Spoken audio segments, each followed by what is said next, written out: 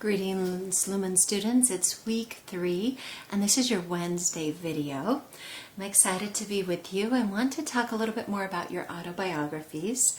You're working on writing a 1 to 2 page story about yourself and something that has happened to you. It could be something challenging, like an injury or an accident, or it can be something exciting, like a vacation or an adventure. It's something that you would like to share about yourself and something that has happened to you with the rest of your class. We'll be sharing those in our learning teams and being able to get to know each other a little bit better. Your story, believe it or not, could be really inspiring to someone else. We have learned in some picture books that we've shared and some stories that I've read about people who have done heroic things, who have faced tsunamis or 9/11 and who have rescued others. But you know what? Even just your daily life and overcoming the challenges you face can be really inspiring to other people and can give you strength for the future things that you face. I want to share with you a TED Talk today. This is about an Olympic skier who faces a terrible accident and how she overcomes that accident and finds strength and courage. So listen to her autobiography and see if it inspires you.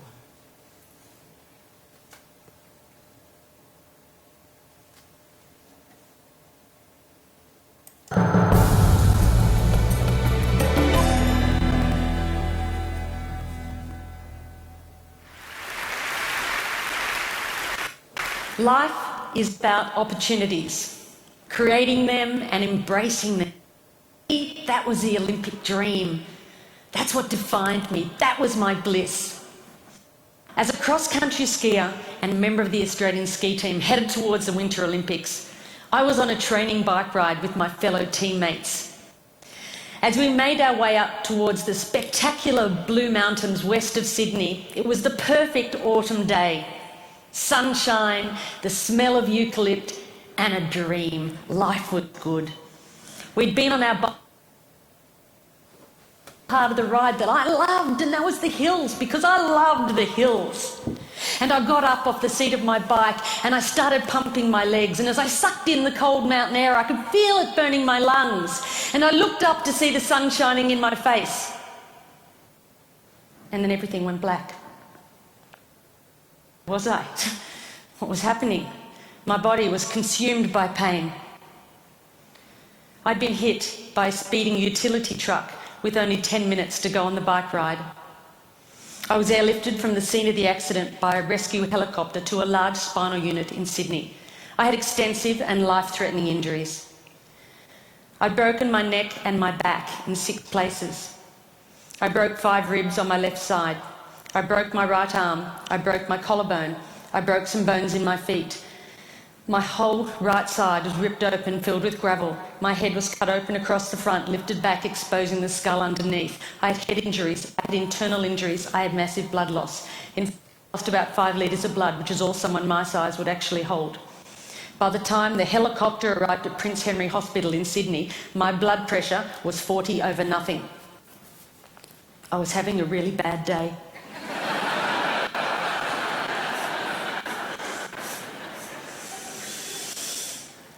For over 10 days, I drifted between 2 dimensions.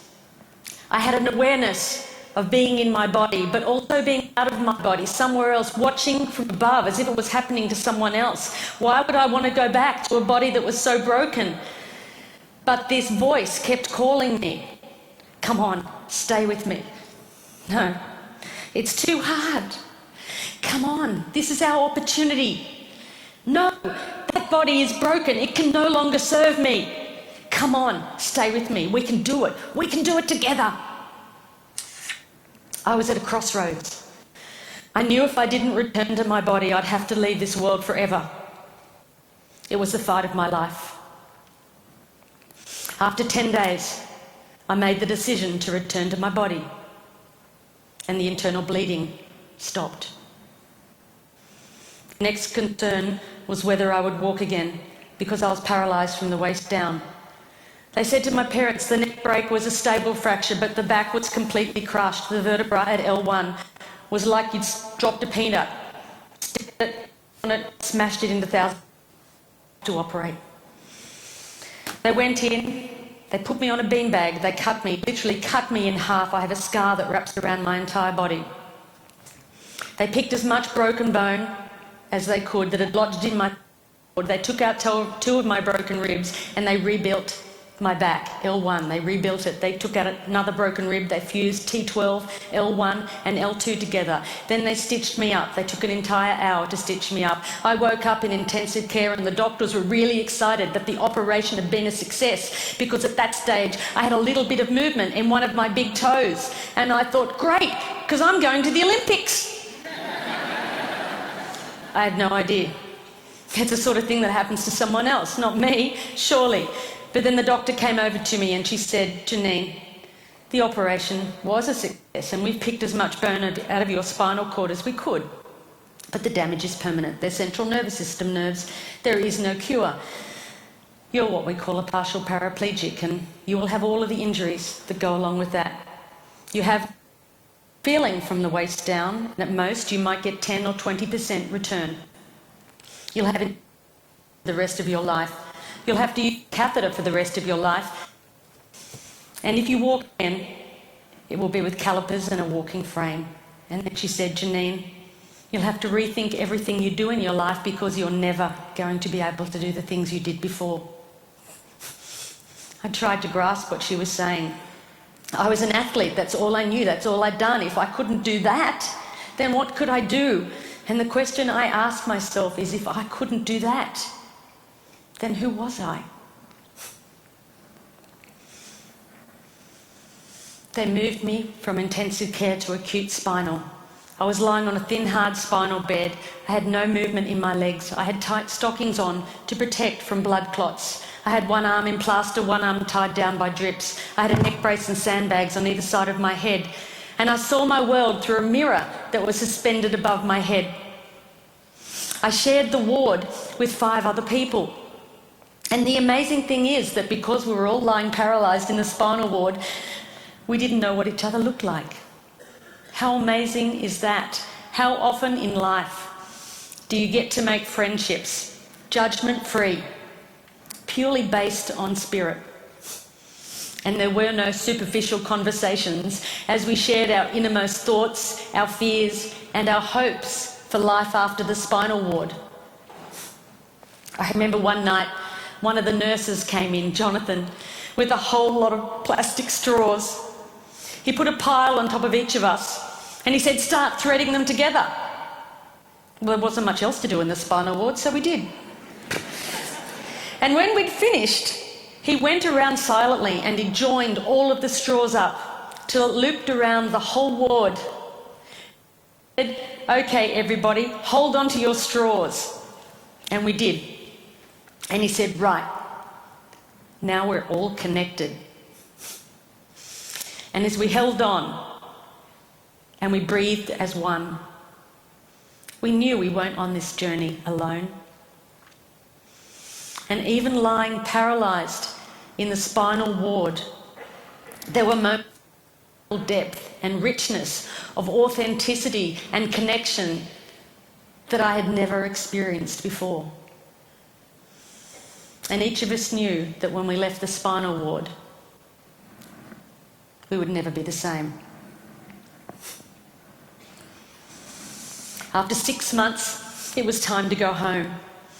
I remember Dad pushing me outside in my wheelchair, wrapped in a plaster body cast, and feeling the sun on my face for the first time. I soaked it up and I thought, how could I ever have taken this for granted? I felt so incredibly grateful for my life. But before I left hospital, the head nurse had said to me, Janine, I want you to be ready because when you get home, something's going to happen. And I said, what? And she said, you're going to get depressed. And I said, not me, not Janine the Machine, which was my nickname. She said, you are, because see, it happens to everyone. In the spinal ward, that's normal. You're in a wheelchair, that's normal. But you're going to get home and realise how different life is.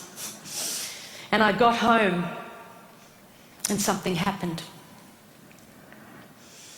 I realised Sister Sam was right. I did get depressed. I was in my wheelchair. I had no feeling from the waist down, attached to a catheter bottle. I couldn't walk. I'd lost so much weight in hospital, I now weighed about 80 pounds. And I wanted to give up. All I wanted to do was put my running shoes on and run out the door. I wanted my old life back. I wanted my body back. And I can remember Mum sitting on the end of my bed and saying, I wonder if life will ever be good again. And I thought, how could it? Because I've lost everything that I valued, everything that I'd worked towards, gone. And the question I asked was, why me? Why me? And then I remembered my friends that were still in the spinal ward, particularly Maria. Maria was in a car accident and she woke up on her 16th birthday to the news that she was a complete quadriplegic, had no movement from the neck down, had damage to her vocal cords and she couldn't talk. They told me, we're going to move you next to her because we think it will be good for her. I was worried. I didn't know how I'd react being next to her. I knew it would be challenging, but it was actually a blessing because Maria always smiled. She was always happy, and even when she began to talk again, albeit difficult to understand, she never complained, not once. And I wondered, how had she ever found that level of acceptance? And I realised that this wasn't just my life, it was life itself. I realised that this wasn't just my pain, it was everybody's pain. And then I knew, just like before, that I had a choice. I could keep fighting this, or I could let go and accept not only my body, but the circumstances of my life. And then I stopped asking, why me? And I started to ask, why not me? And then I thought to myself, maybe being at rock bottom is actually the perfect place to start.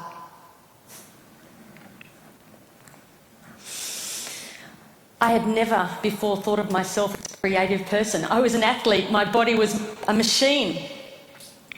But now I was about to embark on the most creative project that any of us could ever do, of rebuilding a life. And even though I had absolutely no idea what I was going to do, in that uncertainty came a sense of freedom. I was no longer tied to a set path. I was free to explore life's infinite possibilities. And that realisation was about to change my life. Sitting at home in my wheelchair and my plaster body cast, an aeroplane flew overhead. And I looked up to myself, that's it! If I can't walk, then I might as well fly. I said, Mum, I'm going to learn how to fly. She said, that's nice, dear. I said, pass me the yellow pages. She passed me the phone book. I rang up the flying school. I made a booking, said I'd like to make a booking to come out for a flight. They said, when do you want to come out? I said, well, I have to get a friend to drive me out because I can't drive. Sort of can't walk either. Is that a problem? I made a booking, and weeks later my friend Chris and Mum drove me out to the airport, all 80 pounds of me covered in a plaster body cast in a baggy pair of overalls. I did not look like the ideal candidate to get a pilot's licence. I'm holding onto the counter because I can't stand. I said, hi, I'm here for a flying lesson. And they took one look and ran out the back to draw short straws. You get her. No, you take. And he goes, hi, I'm Andrew and I'm going to take you flying. I go, great. So they drive me down, they get me out on the tarmac, and there was this red, white and blue aeroplane. It was beautiful. They lifted me into the cockpit. They had to slide up on the wing, put me in the cockpit. They sat me down. There are buttons and dials everywhere. I'm going, how do you ever know what all these buttons and dials do? Andrew, the instructor, got in the front, started the aeroplane up. He said, would you like to have a go at taxiing? That's when you use your feet to control the rudder pedals, to control the aeroplane on the ground. I said, no, I can't use my legs. He went, oh. I said, but I can use my hands. And he said, okay. So he got over to the runway and he applied the power. And the wheels lifted up off the tarmac and we became airborne. I had the most incredible sense of freedom. And Andrew said to me, as we got over the training area, "You see that mountain over there?" And I said, "Yeah." And he said, "Well, you take the controls and you fly towards that mountain." And as I looked up, I realised that he was pointing towards the Blue Mountains, where the journey had begun. And I took the controls, and I was flying. And I was a long, long way from that spinal ward, and I knew right then that I was going to be a pilot. Didn't know how on earth I'd ever pass a medical, but I'd worry about that later, because right now I had a dream. So I went home, I got a training diary out, and I had a plan. And I practiced my walking as much as I could. And I went from the point of like 2 people holding me up to 1 person holding me up, to walk around the furniture, as long as it wasn't too far apart. And then I made great progression to the point where I could walk around the house holding onto the walls like this. And Mum said she was forever following me, wiping off my fingerprints. But at least she always knew where I was. So while the doctors continued to operate and put my body back together again, I went on with my theory study. And then eventually and amazingly, I passed my pilot's medical, and that was my green light to fly. And I spent every moment I could out at that flying school, way out of my comfort zone. All these young guys that wanted to be Qantas pilots, and little old hop-along me, in first my plaster cast and then my steel brace, my baggy overalls, my bag of medication and catheters, and my limp. And they used to look at me and think, "Oh, who is she kidding? She's never going to be able to do this." And sometimes I thought that too. But that didn't matter, because now there was something inside that burned that far outweighed my injuries. And little goals kept me going along the way, and eventually I got my private pilot's license. And then I learned to navigate, and I flew my friends around Australia. And then I learned to fly an aeroplane with 2 engines, and I got my twin engine rating. And then I learned to fly in bad weather as well as fine weather and got my instrument rating. And then I got my commercial pilot's license. And then I got my instructor rating. And then I found myself back at that same school where I'd gone for that very first flight, teaching other people how to fly. Just under 18 months after I'd left the spinal ward.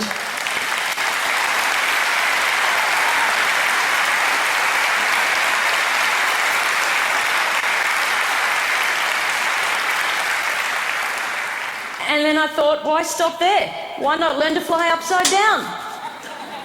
And I did. And I learned to fly upside down and became an aerobatics flying instructor. And Mum and Dad, never been up. But then I knew for certain that although my body might be limited, it was my spirit that was unstoppable. The philosopher Lao Tzu once said, "When you let go of what you are, you become what you might be." I now know that it wasn't until I let go of who I thought I was that I was able to create a completely new life. It wasn't until I let go of the life I thought I should have that I was able to embrace the life that was waiting for me. I now know that my real strength never came from my body. And although my physical capabilities have changed dramatically, who I am is unchanged. The pilot light inside of me was still alight, just as it is in each and every one of us. I know that I'm not my body, and I also know that you're not yours. And then it no longer matters what you look like, where you come from, or what you do for a living. All that matters is that we continue to fan the flame of humanity by living our lives as the ultimate creative expression of who we really are. Because we are all connected by millions and millions of straws. And it's time to join those up and to hang on. And if we are to move towards our collective bliss, It's time we shed our focus on the physical and instead embrace the virtues of the heart. So raise your straws if you'll join me. Thank you.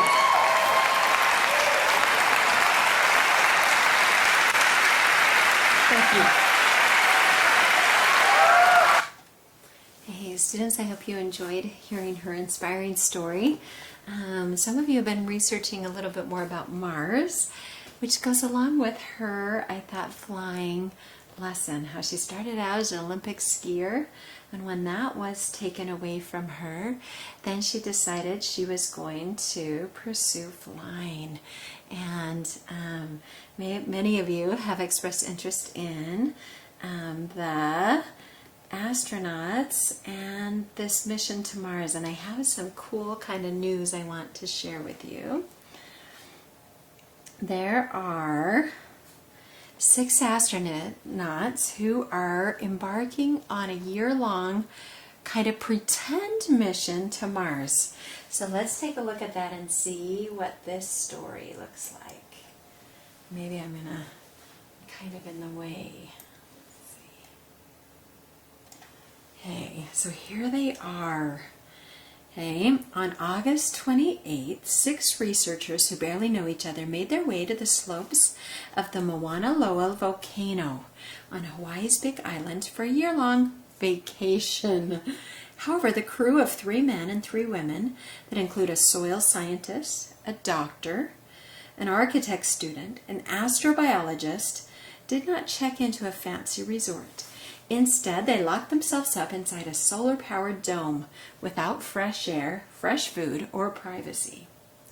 That's because the volunteer crew of 4 Americans, 1 French, and 1 German scientist are here to help NASA study the effects of extended isolation on crew member cohesion and performance. This is the 4th and longest such trial being conducted by the Space Agency to prepare humans for the big journey to Mars. The previous one that ended in June 2015 lasted 8 months, while the 2 prior ones were designed for just 4 months each, and this one will be a year. Here they are on the volcano. To simulate a Mars-like environment, the 2-story dome that measures 36 feet in diameter and 20 feet in height is located at an approximately 8,000 feet elevation in a rocky volcanic landscape that is not conducive to plants or animals. The downstairs features a lab, a kitchen, a shared workspace, dining room, an exercise area, and a bathroom. Upstairs are 6 small bedrooms, each furnished with a cot and a desk, as well as a common bathroom. To ensure the experiment is as realistic as possible, the dome has been stocked with a year-long supply of freeze-dried food and drinks. The only contact the volunteers will have with the outside world will be through a time-delayed internet connection, similar to what the Mars pioneers will encounter. Also, when they occasionally step out to collect soil samples, they will have to act like real astronauts and wear space suits. The crew will be extensively monitored by cameras, body movement trackers, and other tools as they go about their day-to-day life inside the simulated Mars habitat. NASA's principal investigator, Kim Benstead, hopes the longer mission will help build on knowledge they already have about the social and psychological challenges of a long-duration space exploration. Though this is the longest such experiment being staged by NASA, it is not the longest one ever undertaken. In 2010, the European Space Agency's Mars 500 mission sequestered 6 volunteers for an unprecedented 520 days. That experiment even included a fake landing on the red planet and a re-entry to Earth. While the volunteers survived the extensive isolation, they did experience sleep deprivation and suffer some psychological health problems, things that will need to be addressed before the actual trip. Scientists will never be able to eliminate all the risks associated with isolation and crew members living in such close quarters. However, experiments like these are necessary to make the journey as conflict-free as possible, because a cohesive team will be the key to the success of any deep space mission. Let's watch this brief video, students.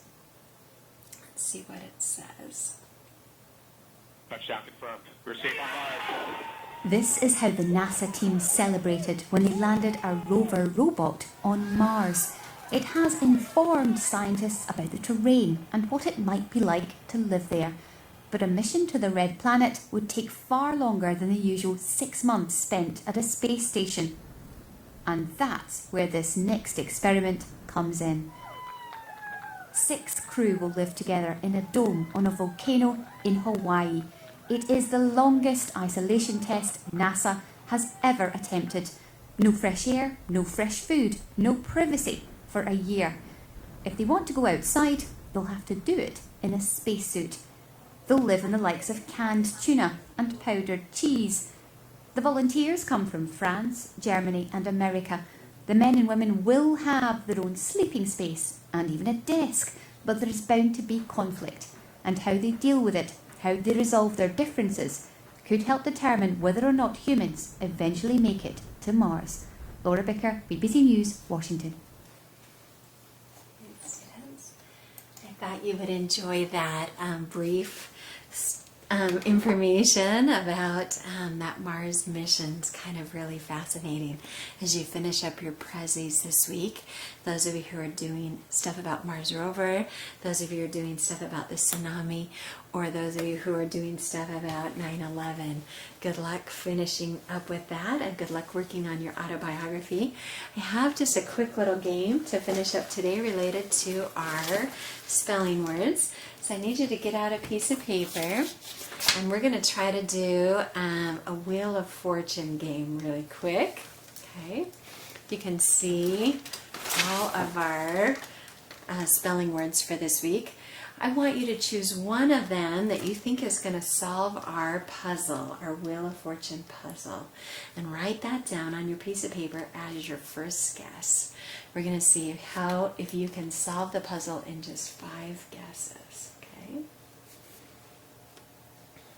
Write down any word, whatever you want, as your first guess. Okay, students. Now I need to tell you that this word has an A in it. Okay. So with that A, do you want to change your guess? Write down your second guess. You can either keep doing the same word if you want, or you can write down a second word if you think you maybe didn't get it right the first time.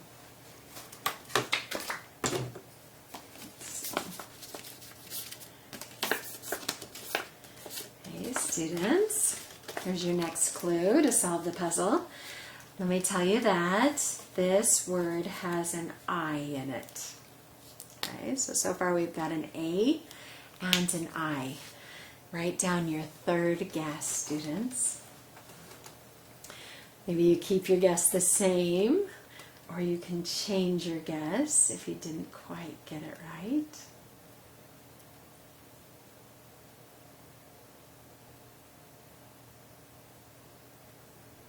Okay, students, I need to give you another clue, and that this word has an L in it. Okay, write down is this your fourth guess?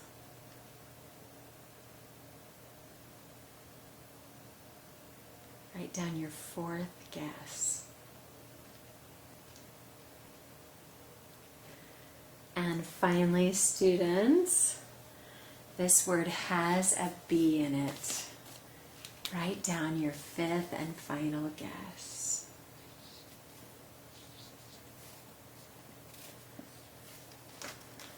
My Wheel of Fortune puzzle answer for today was bail. How many of you got it in 5 guesses? Good job. How many in 4 guesses? How about 3 guesses? 2? How many of you wrote down bail very first time? Your first guess. That's awesome, students. Way to go. Good job. Okay, pay attention as you're writing your autobiography, students, to both The verbs that you're using, make sure they're really engaging and exciting, as well as the nouns that you're using. Can you use some more specific nouns to make your essay come to life, to make us really understand what's going on? Can you use names of people that will make your story more interesting? Can you use names of places that will make your story more interesting? Can you give us some specific details the way Janine Shepherd did as she told her story? Look back through your essay, students, and see if you can find some more unique nouns that will really make your story come to life. And we'll catch you next in our learning teams and online in our homeroom. Thanks for joining us and watching this video today.